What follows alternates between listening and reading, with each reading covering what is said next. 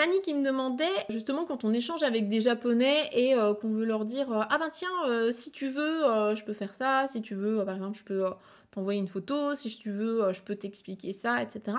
Comment est-ce qu'on pourrait dire ce si tu veux en japonais? Alors, c'est une bonne question.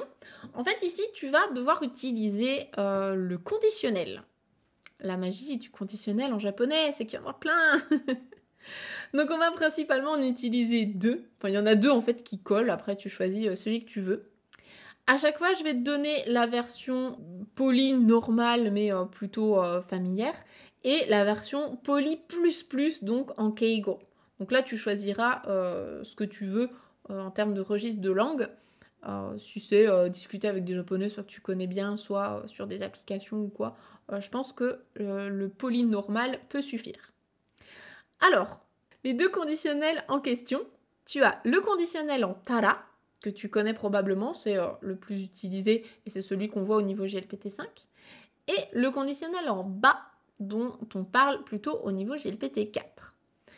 Donc à chaque fois, on va utiliser la forme en yoi, l'adjectif yoi, qui veut dire bien. Donc c'est comme i, mais là c'est sa forme ancienne, yoi.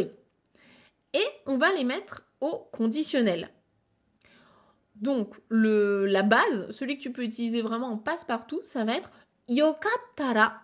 Yokattara. Donc, littéralement, ça veut dire si c'est bien. Parce qu'en japonais, on va pas réellement traduire par si tu veux. Ça va pas être la volonté de la personne en face. Ça peut, hein, je dis pas que ça ne peut jamais, mais c'est pas ce qu'il y aura de plus courant. Donc, l'expression la plus passe-partout pour toi, ça va être yokattara. Donc en gros, si ça te convient, hein, si ça te va, yokattara. Nanana, donc je te donne un exemple que tu pourrais entendre peut-être au Japon. Bah tiens, si ça te convient, tiens, tu peux y aller ou tu peux manger ça. Yokattara, tabete kudasai. Allez-y, hein, mangez si ça vous va. Sa version en bas, ce serait yokereba. Donc pareil, hein, conditionnel en bas, yokereba. Par exemple, tu retrouves des amis au Japon. Et puis, vous mangez ensemble et derrière, tiens, est-ce qu'on n'irait pas à cet endroit-là ensemble quoi, si ça te va pour terminer la soirée, ça peut être sympa. Donc, yokereba issho ni ikimasen ka? Ou bien, si tu es un petit peu plus familier avec eux, hein, yokereba ou yokattara issho ni ikanai? Est-ce qu'on n'irait pas ensemble? Voilà, donc ces deux-là, tu peux utiliser celui que tu veux, il n'y a pas de souci. Maintenant, si tu veux du keigo++, donc vraiment formule polie et plus respectueuse, là, on va plutôt utiliser la forme en yoroshi et derrière le conditionnel. Donc, yoroshikereba ou bien yoroshikattara. Donc, encore une fois, conditionnel en bas ou en tara. Donc, je te donne deux exemples en keigo. Tu n'es pas obligé de les prendre si ça ne t'intéresse pas là tout de suite. Donc, ce que je m'étais noté, c'est yoroshikereba omeshiagari kudasai. Donc, c'est la forme keigo de yokattara tabete kudasai. Donc, yoroshikereba omeshiagari kudasai.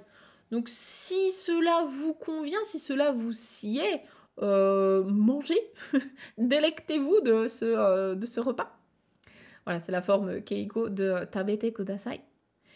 Et deuxième exemple, pareil, j'ai repris l'histoire du issho ni ikanai, forme keigo. Donc, yoroshikattara go issho shimasen ka? Voilà, comme ça, on maximise le keigo. Donc, yoroshikattara go issho shimasen ka? Si cela vous convient, est-ce que du coup, on n'irait pas ensemble? Dans le sens, est-ce qu'on ferait pas... issho, quoi. Est-ce qu'on serait pas ensemble dans le sens, voilà, est-ce qu'on ferait pas ça ensemble? Est-ce que cela vous conviendrait? Mais là, t'es vraiment dans le keigo. Voilà, donc je pense que ce qui t'intéresse le plus et ce qui est le plus passe-partout, c'est yokattara. Et derrière, tu mets ce que tu veux. Voilà!